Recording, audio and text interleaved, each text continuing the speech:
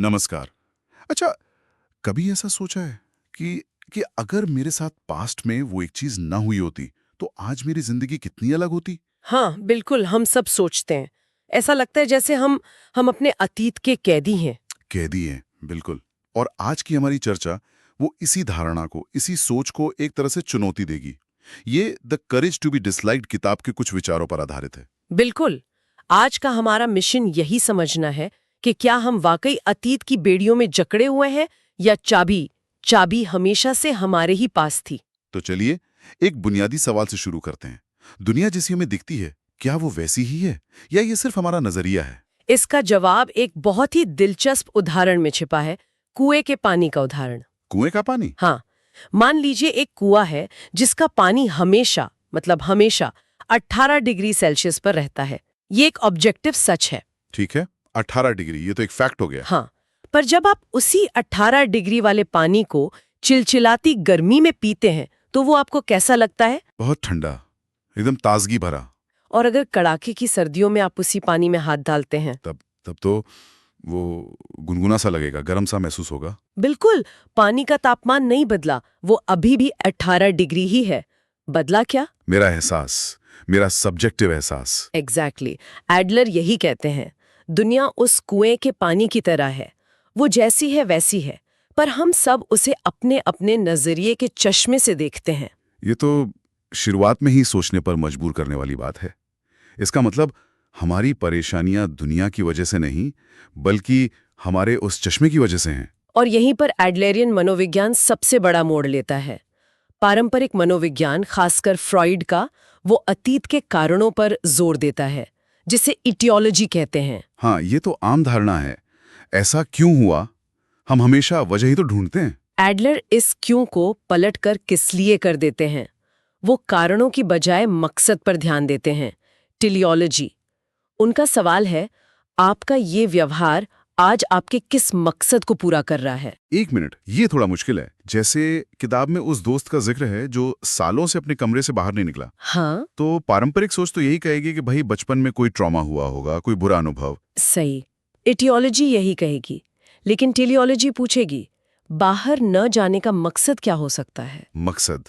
डरने का क्या मकसद हो सकता है? हो सकता है कि अनजाने में उसका मकसद ये हो कि कमरे में बंद रहकर उसे अपने माता पिता का पूरा ध्यान मिलता है, चिंता मिलती है। अगर वो ठीक हो गया तो शायद। तो वो एक आम लड़का बन जाएगा और ये खास अटेंशन खत्म हो जाएगी। बिल्कुल। लेकिन क्या ये एक तरह से ट्रॉमा की गंभीरता को कम नहीं कर रहा? मतलब ये तो विक्टिम ब्लेमिंग जैसा नहीं लगता? ये बहुत जरूरी सवाल है और इसका जवाब है नहीं। एडलर ट्रॉमा के असर को बिल्कुल नहीं नकारते। वो ये कहते हैं कि कोई भी अनुभव अपने आप में सफलता या असफलता का कारण नहीं होता। अच्छा। हम उस अनुभव को जो मतलब देते हैं उससे हमारी जिंदगी तय होती है। मतलब पत्थर वही है, पर कोई उससे ठोकर खाकर गिर जाता है और कोई उसी से सीढ़ी बना लेता है। आपने बिल्कुल सही समझा।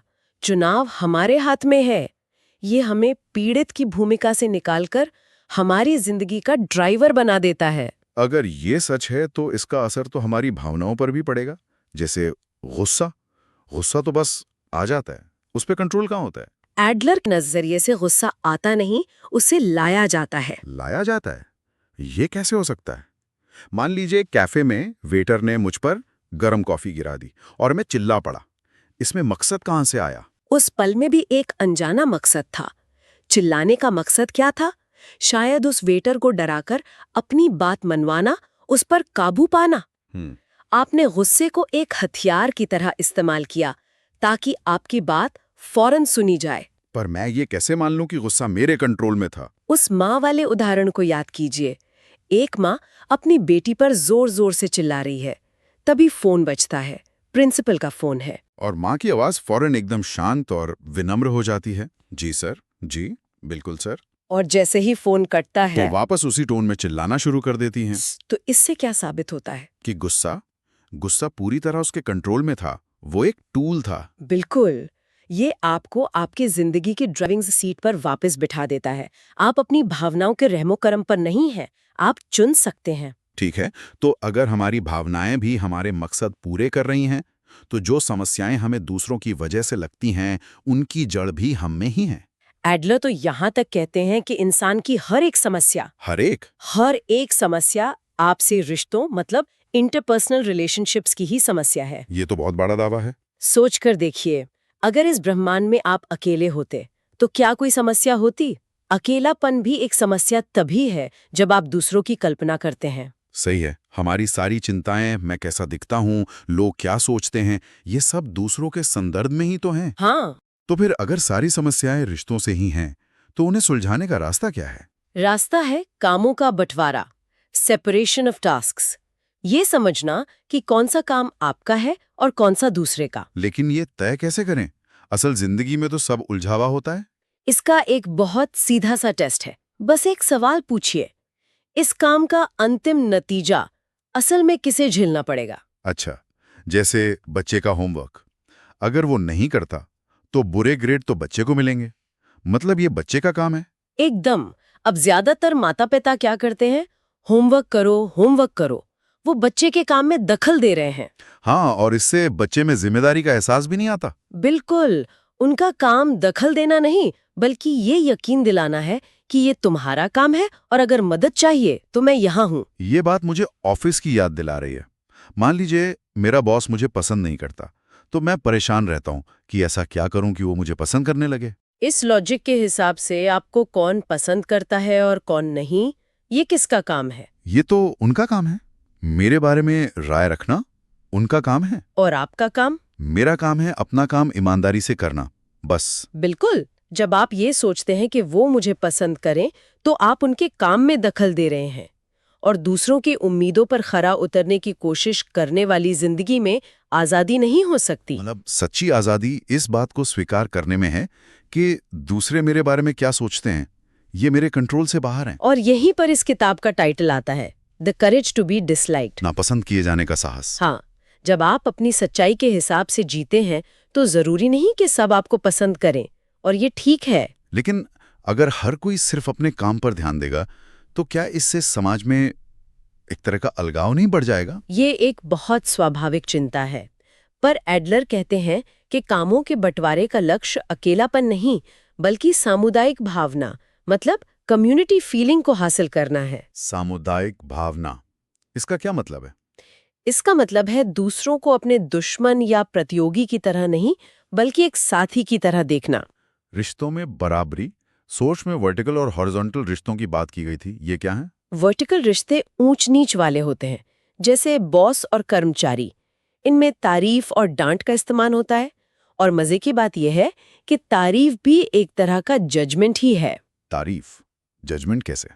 जब आप किसी की तारीफ करते हैं तो आप अनजाने में ये कह रहे होते हैं कि मैं तुमसे ऊपर हूँ और तुम्हारे काम को आंकने की क्षमता रखता हूँ। हाँ, बात तो सही है।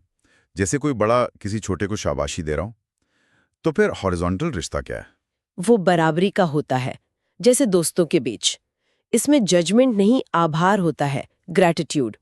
आप दोस्त से कहते हैं, शुक्रिया, तुम्हारी मदद से बहुत अच्छा लगा, तारीफ नहीं करते। और शायद असली खुशी भी इसी तरह के रिश्तों से मिलती है, न कि दूसरों से मिलने वाली तारीफ या पहचान से। जिंदगी दूसरों की मर्जी पर जिएंगे। तो फिर खुशी मिलती कहाँ से? अगर पहचान से नहीं तो किससे? वो मिलती है योगदान के एहसास से, फीलिंग ऑफ कॉन्ट्रीब्यूशन। ये एक गहरा अंदरूनी एहसास कि मैं इस समुदाय के लिए उपयोगी हूँ। और इसके लिए जरूरी नहीं कि कोई आपकी पीठ थपथपाए। बिल्कुल जरूरी नहीं। ये एहसास पूरी तरह से व्यक्तिपरक है। बस आपका अपना ये एहसास कि मेरा यहाँ होना मायने रखता है, यही काफी है। पर योगदान का मतलब तो कुछ करना होता है ना, एक्शन। अगर कोई कुछ करने की हालत में ही ना हो तो, जैसे कोई बहुत बीमार हो? ये सबसे जरूरी सवालों में से एक है। एडलर कहते हैं कि योगदान सिर्फ काम करने के स्तर पर नहीं होता, ये सिर्फ होने के स्तर पर भी हो सकता है, लेवल ऑफ बीइंग।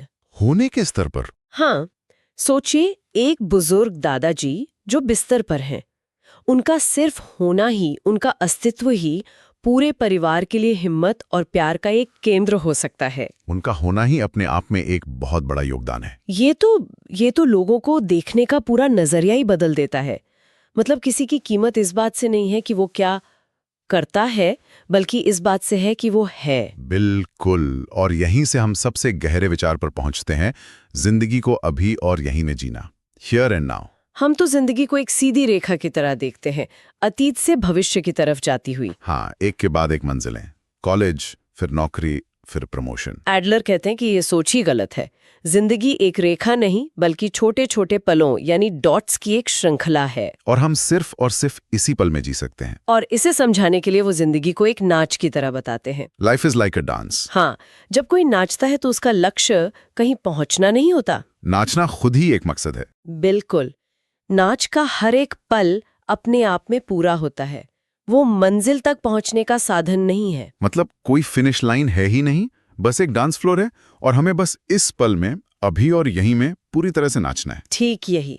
अगर आप ये मान लें तो अतीत का बोझ और भविष्य की चिंता अपने आप अप्रासंगिक हो जाती है। और यहीं से आता है सामान्य होने का साहस, the courage to be normal. बिल्कुल, आज के सोशल मीडिया के जमाने में जहाँ हर कोई खास दिखने की होड़ में है, वहाँ सामान्य बने रहने के लिए हिम्मत चाहिए। ये मानने की हिम्मत कि आपको हर पल अपनी श्रेष्ठता साबित करने की जरूरत नहीं है। ये गहरी आत्मस्वीकृति है, सेल्फ एक्सेप्टेंस। उस अंतहीन दौड़ से बाहर निकलकर हर पल को जैसे वो है वैसे ही जीने का साहस। तो अगर हम आज की पूरी बात को समेटें तो निचोड़ यही है कि हम अपने अतीत के गुलाम नहीं हैं। चाबी हमारे हाथ में है। और जिंदगी किसी मंजिल तक पहुंचने की रेस नहीं, बल्कि हर पल को जीने का एक खूबसूरत नाच है। असली सवाल ये नहीं कि हम कहाँ पहुंचेंगे, तो बल्कि ये है कि हम अभी और यहीं में कैसे नाच रहे हैं। बिल्कुल। तो जाते जाते श्रोताओं के लिए एक सवाल छोड़ जाते हैं। अगर जिंदगी का असली मतलब किसी मंजिल पर पहुंचना नहीं बल्कि हर पल को एक नाच की तरह जीना है, तो आज आप अपने किस एक साधारण से पल को पूरी तरह जीकर उसे खास बना सकते हैं? वो कौन सा एक छोटा सा कदम हो सकता है जिसे आप अभी और यहीं उठाएं?